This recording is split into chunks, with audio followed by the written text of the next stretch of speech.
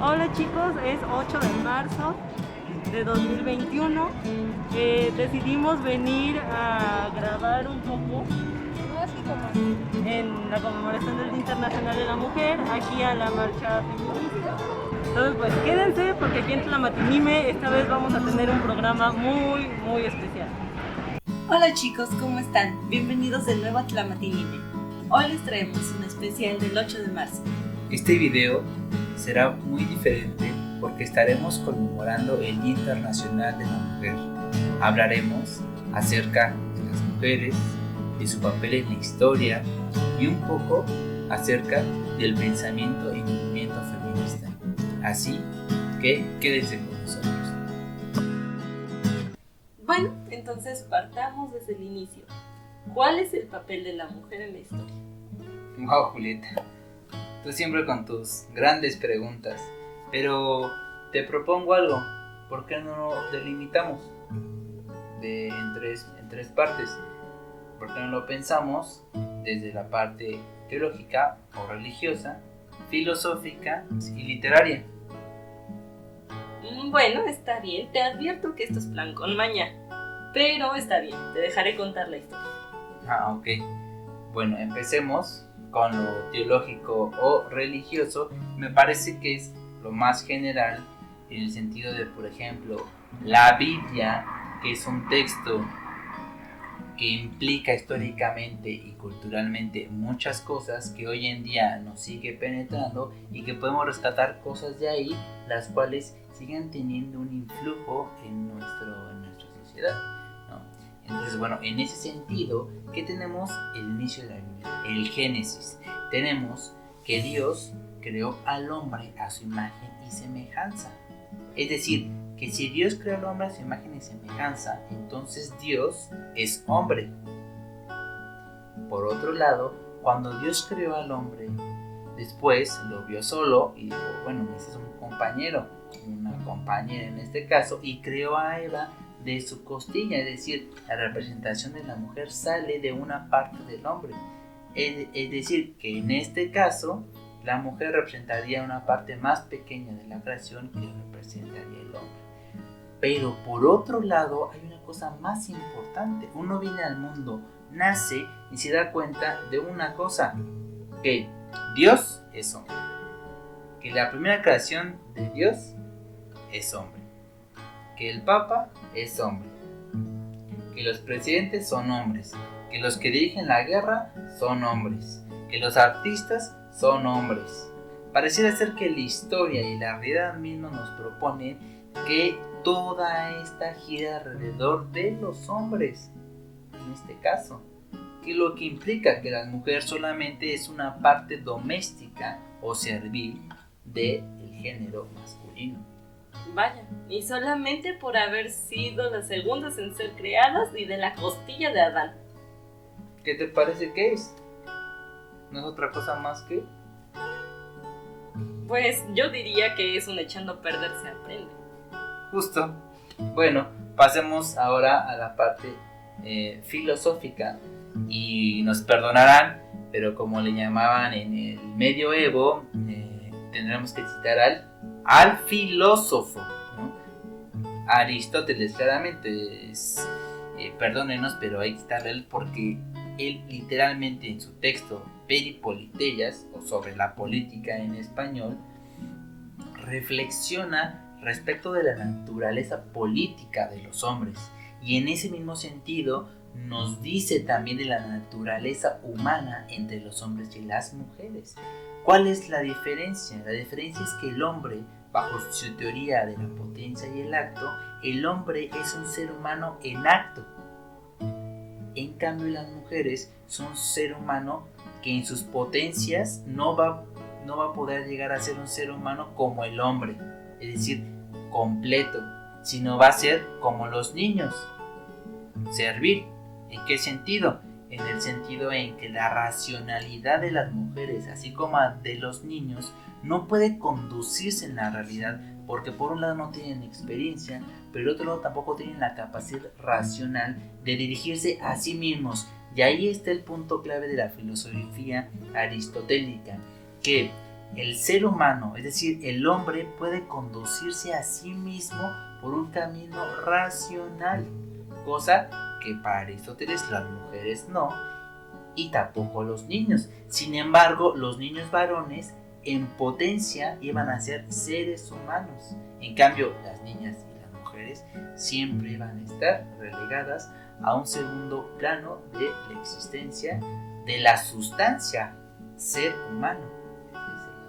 No, bueno, y nosotros que creíamos que habíamos quedado mal paradas con la Biblia. Vaya. Ok, pero a ver si te gusta esta. Aristófanes, en su obra de teatro Lisístrata, ahí él hace una interesante narración acerca de las mujeres. Tenemos el contexto de la guerra del Peloponeso. La Grecia se está desmoronando en la guerra. Las mujeres, dirigidas por Lisístrata, quieren detener la guerra a toda costa. Es decir, van a hacer una revuelta. Podemos decir que es una de las primeras revueltas de mujeres de la historia que se narran en la literatura, por ejemplo, ya estando en el tema. Es decir, las mujeres griegas se plantean acabar con la guerra. ¿Cuál va a ser la manera? Por un lado, cerrar las piernas, es decir, les tocará quitarles el sexo a los hombres, y por otro lado tomar la Acrópolis, es decir, tomar el banco, el dinero, quitar el dinero. Para ellas, la manera más efectiva de acabar con la guerra es quitar las dos cosas que mantienen a los hombres con vida, que es el sexo y el dinero. Pero, sin embargo, las mujeres griegas también piensan en ese momento que ellas no son capaces de hacerlo. Sin embargo, lo logran en esta tragedia. Entonces tenemos ya 3 ejemplos de, digamos, la idea o lo que es la mujer históricamente hablando. Bueno, yo tengo una duda. Bueno, 2. Primera, ¿no se supone que Lisístrata es una comedia? Sí, es una comedia, es Aristófanes. Diablos, o sea que aparte de todo esto que me dices que tan maravilloso suena, resulta que es una comedia. Pues es obvio, o sea, es una burla de que la mujer pueda acabar con la guerra. ¿Por qué? Porque las mujeres no tienen qué hacer dentro de la guerra, porque la guerra es de los hombres. Y hoy en día, ¿qué pasa en el mundo? Hoy en día la guerra es perpetua en el globo planetario, ¿no? Hay guerra aquí en México, hay guerra en el Oriente, hay guerra en África, bueno, ¿y quién hace la maldita guerra? Pues solamente ustedes. Bueno, pues esa es la historia, y más bien esa es mi historia de qué son las mujeres. Mira. Y parece, señores, que hay una controversia, una desavenencia entre los hombres y las mujeres. Pues bueno. Y en ese sentido yo me pregunto, hoy en día celebrando el 8 de marzo, justamente, ¿cuál es la historia de las mujeres? ¿Cuál es el pensamiento que tienen de sí mismas?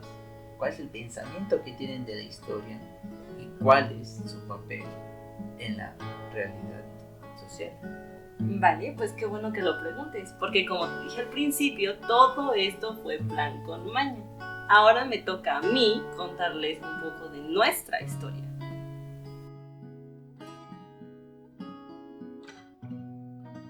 Todo comienza en 1673 con la publicación de la igualdad de los sexos de Poulot de la Verre, donde argumenta que los dos sexos son iguales y que simplemente una tradición malentendida ha llevado a excluir a uno del todo y de todo. En 1792 tenemos la Vindicación de los Derechos de la Mujer de Marie Wollstonecraft, escrita en plena Revolución Francesa. En 1848 se firma la Declaración de Sentimientos. En ella se enumeran todas las trabas que el derecho civil pone a la libertad de las mujeres y a su ciudadanía, y se afirma que todas ellas deben ser abolidas. De 1848 a 1948 se desarrolla el movimiento sufragista, que termina cuando se otorga el voto a las mujeres y se firma la Declaración Universal de los Derechos Humanos. El 8 de marzo de 1910 En la reunión de Copenhague a propuesta de Clara Zetkin, las mujeres socialistas dejan en claro al Internacional Socialista que pondrán por delante de la revolución la obtención del sufragio. Gracias a esta decisión se unificó la agenda del feminismo liberal con la del feminismo socialista. Se declara entonces el 8 de marzo como el Día Internacional de la Mujer. En 1963 se publica en Estados Unidos La mística de la feminidad, de Betty Friedan. En 1949 se publica El segundo sexo de Simone de Beauvoir, una fenomenología constructivista acompañada de un análisis de los productos de cultura de la modernidad. En 1968 nace un nuevo feminismo con encaje teórico en la contracultura, una mezcla entre la escuela de Frankfurt y el freudomarxismo. Se caracteriza por luchar por la plenitud de los derechos civiles y los derechos sexuales y reproductivos. Es hasta 1980 cuando comienza a lucharse por la paridad, o sea, la mitad de todo. Y ahí lo tenemos, un pequeño resumen de los movimientos de lucha por los derechos de las mujeres. ¿Sabes? Se me hace sumamente importante resaltar justo cómo el 8 de marzo tiene como origen el movimiento obrero. Es decir, lo que nos demuestra esto es que se antepone la revolución de las mujeres, el movimiento de las mujeres, a la revolución por la lucha de clases y la emancipación de la clase obrera. Es decir, que ellas vieron que era necesario que antes de que triunfara la revolución tendrá que triunfar la lucha por los derechos de las mujeres, si bien como es esto, pero también creo que por otro punto, que es por la libertad de las mujeres dentro de la sociedad. Es decir, que si no se da la revolución de las mujeres, no se puede dar otra clase de revolución. ¿Por qué? Digamos, en hipótesis, triunfa una revolución, ya sea comunista, socialista, capitalista, bueno, que es el estado en el que estamos instaurados, pero como no hay antes una liberación de las mujeres, en términos de derechos y en términos reales, pues justo sigue habiendo una efervescencia revolucionaria que vemos hoy en día todavía en las marchas, como es que ya no solamente las trabajadoras, la clase obrera sale a marchar, ¿no? Sino que ya salen estudiantes, intelectuales, amas de casa conscientes de su realidad como mujeres y además adolescentes y niñas que están concientizándose acerca de su papel en la historia de la civilización humana. A mí me parece que es sumamente importante. Pues muy bien dicho. Prácticamente se entendió el punto a la perfección. Pero lo más curioso es que a veces olvidamos la historia. O bueno, pues hay que preguntar. Tal vez simplemente a veces no nos la cuentan. Pero justo, como tú dices, hay que preguntar. Y eso fue lo que nosotros hicimos. Fuimos a la marcha del 8 de marzo a preguntar a varias compañeras qué nos podían decir acerca de que el 8 de marzo tiene como origen movimientos obreros. Vamos a ver qué nos respondieron.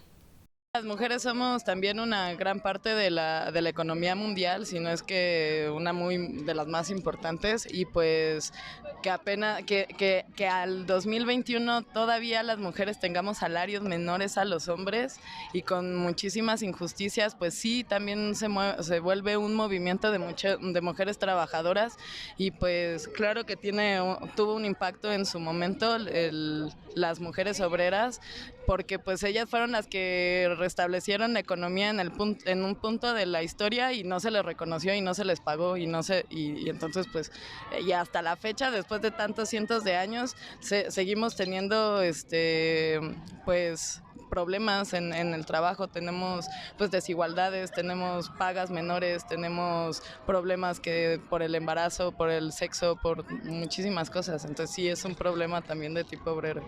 Ay, supongo que surgió algo y es como algo que define, es como por ejemplo la Revolución Mexicana o el Día de las Mamás, por algo surgió y se quedó esa fecha y es ya como algo que tenemos que, en este caso las mujeres, luchar por ello, ¿no?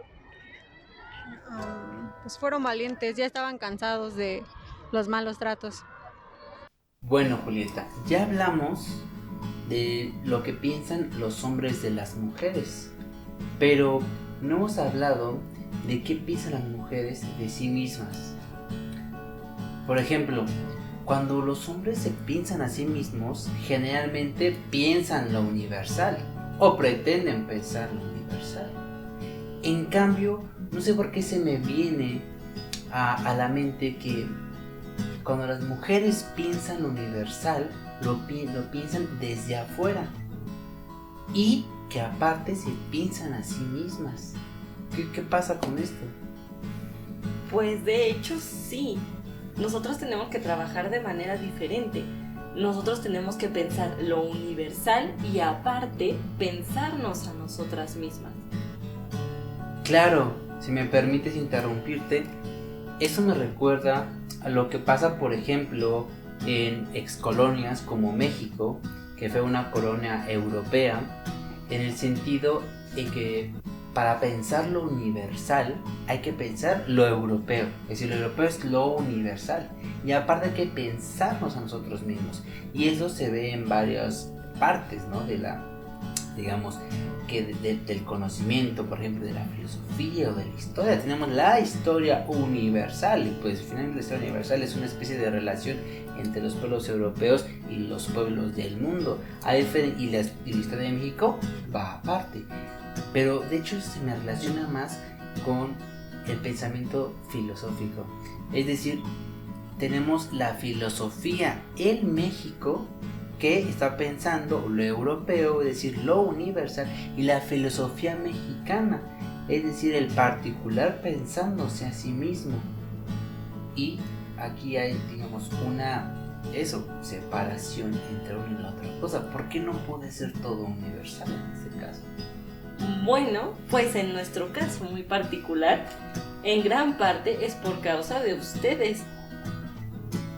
Claro, si me puedes interrumpir otra vez, y no es mansplaining.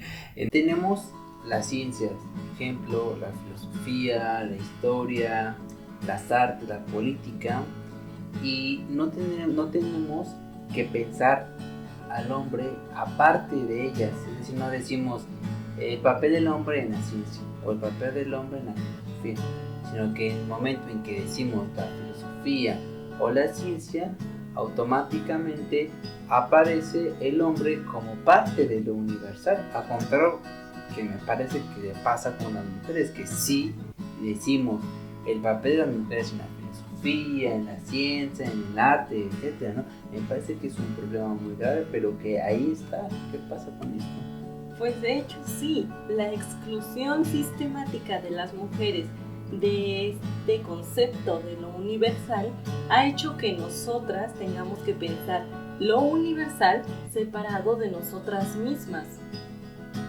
Es por eso que ahorita nosotras no buscamos encajar o entrar dentro de ese concepto universal, sino deshacernos de ese universal y comenzar un universal donde ambos géneros nos veamos representados de manera equitativa. Claro, totalmente.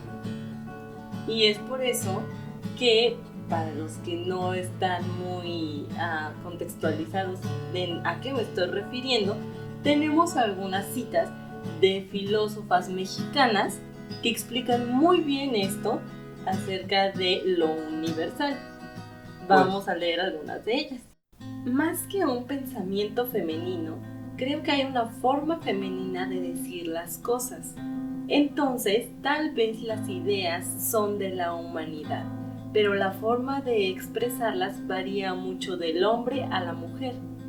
Dicho por Paulina Rivero, ilustrando muy bien que las ideas pueden ser universales y la única variante que se tiene es la forma de expresarla dependiendo si uno es hombre o mujer.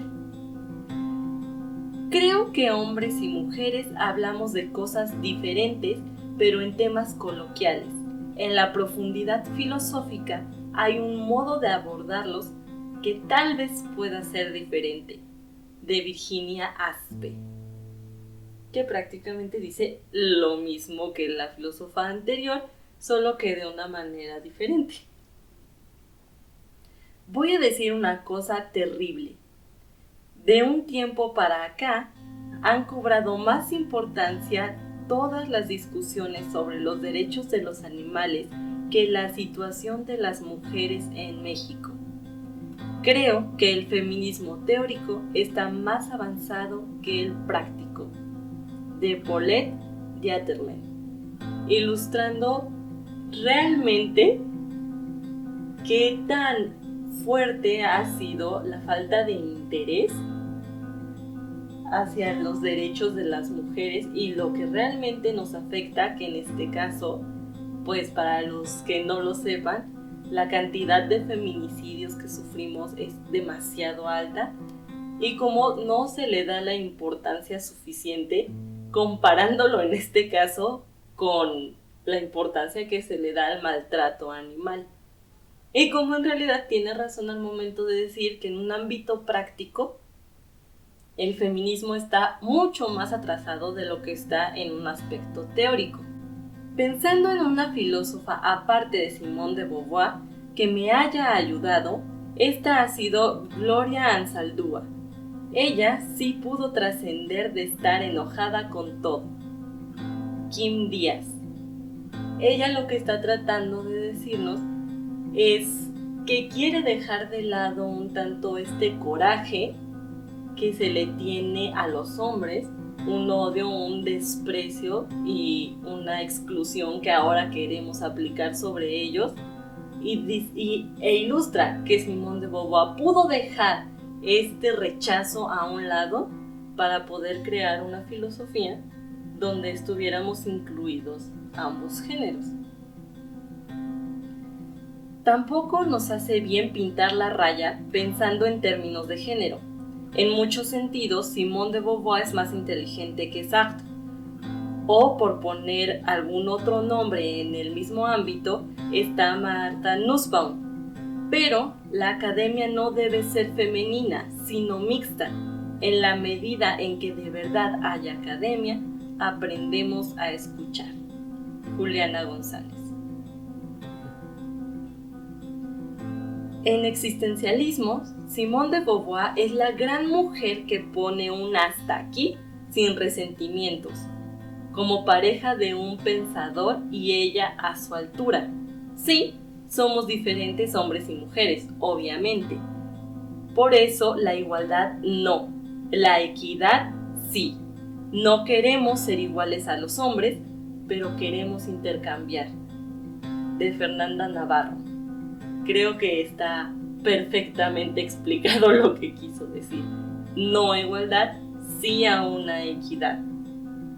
Igual para algún otro video podremos platicar un poco acerca de la igualdad, tal vez en términos filosóficos, ¿no? Y en términos tal vez políticos.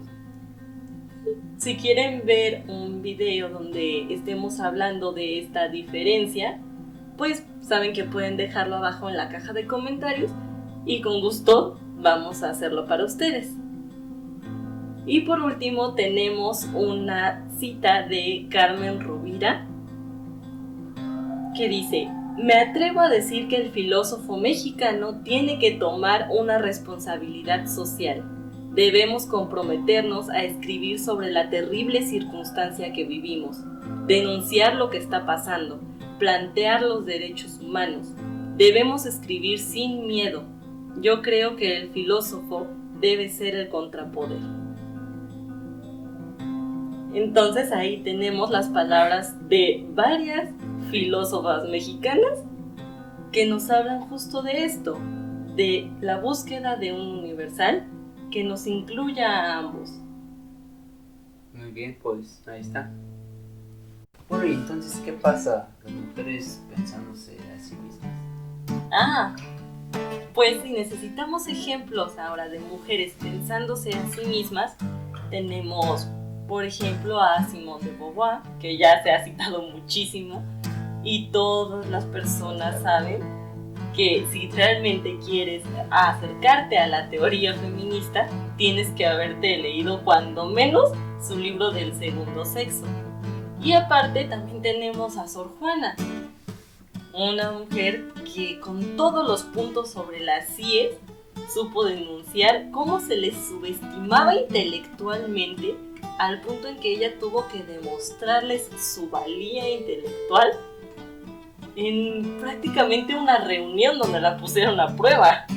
Sí, pero ya, Frida Sor no se nos olvide, por ejemplo, a 3 grandes personajes mexicanas, a Frida Kahlo, Elena Garro, Rosario Castellanos, por ejemplo, hizo una gran labor, digamos, pensando a las mujeres y también históricamente, por ejemplo, Simone de Beauvoir, detrás de Sartre, ¿no? Que al parecer era una relación tan abierta, tan igualitaria, que pues hicieron famosos de alguna manera. Pero ¿qué pasa con Elena Garro y con Octavio Paz, por ejemplo? Sí, no, es una situación completamente diferente. Bueno, primero hablemos un poco de Rosario Castellanos. Esta mujer realmente supo ilustrar en su obra del eterno femenino la crítica hacia la condición de la mujer, y aparte hacerlo de una manera que encanta leer su obra de teatro. Es tan graciosa, está hecha de una manera tan divina que no puedes perdértela, de verdad. Si no la han leído, léanla porque es una joya. Igual les dejaremos, perdón me interrumpí otra vez, pero igual les dejaremos alguna bibliografía, ¿no? En la caja de comentarios, así como en las redes sociales, ya saben, todo acá abajo, y pues Por supuesto. Luego tenemos el caso de Elena Garro, que realmente se vio obligada a casarse con Octavio Paz, y durante muchísimos años ella misma se reprimía para no dejar florecer o mostrar su gran habilidad de prosa, y de esa manera pues hacer ver pequeño a su compañero. Que todo esto terminó por fin cuando ella pudo divorciarse, y ahora la tenemos como una gran escritora mexicana. Mucho se tiene, y que tal vez hay que decirlo, grandes personajes masculinos de la historia del arte como violentadores, ¿no? Y creo que Octavio Paz anda por esos rumbos. A quien les guste, perdónenos, pero era famoso en la violencia doméstica. No, y si de malos tratos estamos hablando, tenemos el caso de Frida Kahlo y Diego Rivera, donde Frida Kahlo en sus cartas... La relación más tóxica del siglo XX, ¿no? En México. Prácticamente, ya se tiene hasta Están una cocheando película. Aquí y allá, ¿no? Con quien sea. Sí, o sea, hay hasta una película que ustedes pueden ver donde realmente exponen todo este tipo de circunstancias que se desarrollaron en su vida. Pero lo interesante es que Frida Kahlo tiene cartas donde le escribe a Diego Rivera y le recrimina abiertamente los malos tratos que tiene con ella en un aspecto sentimental. O sea, no puede no ser un maltrato físico, pero sí un maltrato emocional y psicológico muy fuerte. Y se lo dice tan abiertamente que esas cartas resultan ser realmente reveladoras. Estas 3 mujeres son el claro ejemplo de los personajes femeninos a los que tenemos que dejar de ver como la esposa de tal. Y justamente hablando de ese detalle importantísimo que es definirnos como mujeres, vamos a ver unas entrevistas que se realizaron en la marcha del 8 de marzo, a ver qué nos dicen algunas mujeres sobre cómo definen ser mujer. Pues ser una mujer al final no importa si tenemos vulva o no. O sea, para mí ser mujer es ser dadora de vida, ser creadora, ser este canal de vida y muerte, ser este ser que es creador y que nos han quitado y nos han callado, ¿no? Y nos han callado por muchos, muchos años nuestra sabiduría y nuestra conciencia y nuestro poder. Entonces ser mujer ya para mí ya ni siquiera tiene que ver con el cuerpo, sino tiene que ver con una esencia que es una esencia creadora dadora de vida, ¿no? Y pues por eso el mundo ahorita está como está, porque esa esencia se ha oprimido, ¿no? O sea, ya todo se ha oprimido, entonces ya la madre no da así lo que podría darnos, porque nosotros no le respondemos de la misma manera. Entonces para mí ser mujer es dar vida y poner ese equilibrio, ¿no? Pero ahorita pues la muerte está ganando, ¿no? Pues una mujer es una mujer, o sea, no, ¿cómo podría definirla? Somos personas. ¿Tú cómo nos Pues definirías? somos seres humanos, creo que todos valemos lo mismo, pero ahorita en esta época es como las mujeres las mujeres las matan, las mujeres las violan, las mujeres sufren. No digo que también los hombres, pero hay muchísimo machismo y creo que hay que aprender a apoyarlas. Somos unas chingonas, básicamente. Y somos el género fuerte, aunque no lo acepten. Por eso les da tanto miedo que hagamos estas cosas. La mujer engrandece todo lo que toca. Oye, Julieta, ¿pero qué solamente entrevistaste a mujeres? Pues sí. Tú y ustedes en su condición de hombres no tienen derecho a opinar en el aspecto del feminismo. Ah, sí, ahora me recuerdas a un amigo que decía: tú no tienes derecho a opinar sobre las mujeres. Bueno, no te angusties mucho. Solamente fue una pequeña broma. Tú sabes que yo no soy de la opinión de que ustedes no tengan derecho a participar. Pero sí tienes que, la verdad, tienes que aceptar que en todo lo que meten su cuchara, siempre intentan tener protagonismo. Claro, pero eso no es una cuestión de hombres. El egocentrismo, el protagonismo, me parece que es una cuestión de seres humanos. Todo el mundo quiere ser famoso, todo el mundo quiere ser visto, de cualquier otra manera.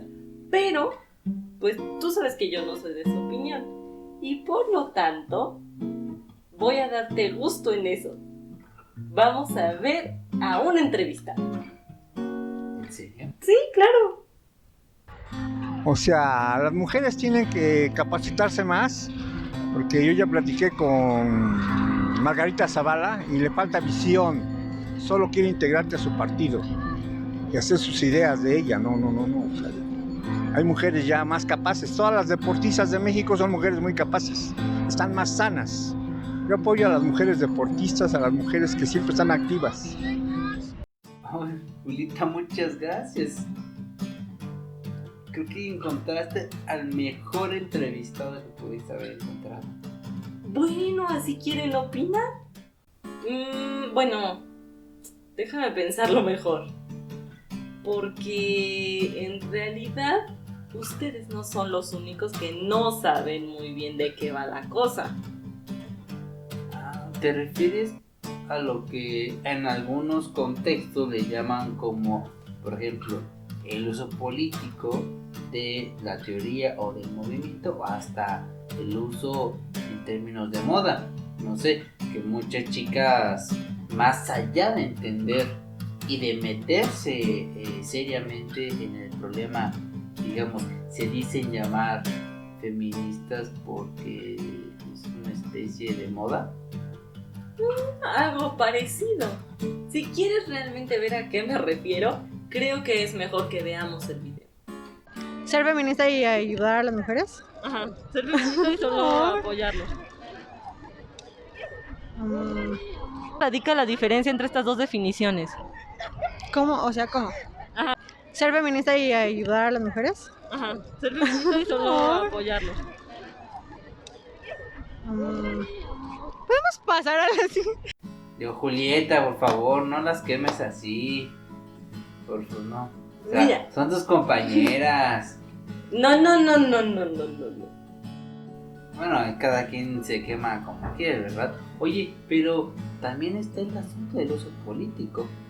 Es decir, organizaciones, partidos políticos y el mismo gobierno se mofan de que son feministas, de que tienen organizaciones feministas, de que pro mujer y que esto y que el otro que no sé qué, pero que al final no solamente hay una especie de sesgo en la variedad de género, o variedad de género, 50-50 en lo que interviene en el desarrollo de la sociedad, y que eso también, si quieren, puede llegar a ser un tema. ¿Hasta qué punto podemos pensar en una variedad absoluta? Es decir, que los hombres y las mujeres se encarguen de diversas actividades en la sociedad, que, permítanme decirlo, es una sociedad de clase, ¿no? No hay que olvidarlo, y que todo el mundo esté de acuerdo, que sí, que, por ejemplo, que sí, yo me encargo de limpiar la basura de los ricos, o yo me encargo de estar en la maquila todo el día, o yo me encargo de dirigir la política del país, o dirigir una empresa, ¿no? Hay que tener en cuenta eso, es decir, la paridad. Podemos pensar en términos absolutos en una sociedad de clase, pero bueno, entonces tenemos los partidos políticos que están contando no solamente los feminismos, sino que también están perjudicando, según me contaste, algunas personas te dijeron la marcha. Ah, claro, casi se me olvidaba poner eso, tienes toda la razón. Le pregunté a algunas de las chicas qué opinaban acerca de si la intervención de partidos políticos estaba apoyando y ayudando o perjudicando al movimiento feminista. Esto es lo que me respondieron. No ha hecho nada, básicamente. Quizá perjudicado en realidad. Son cuentos baratos, nada más. Quieren darle a toda la igualdad a las mujeres, cuando la realidad es que las mujeres no nos compramos esos cuentos. Pues bien, Rita, ahora que tenemos todo este embrollo que hemos hecho en este video, ¿qué hacer con él? ¿Qué desarrollar después de todo esto? ¿Qué va a pasar? No lo sabemos.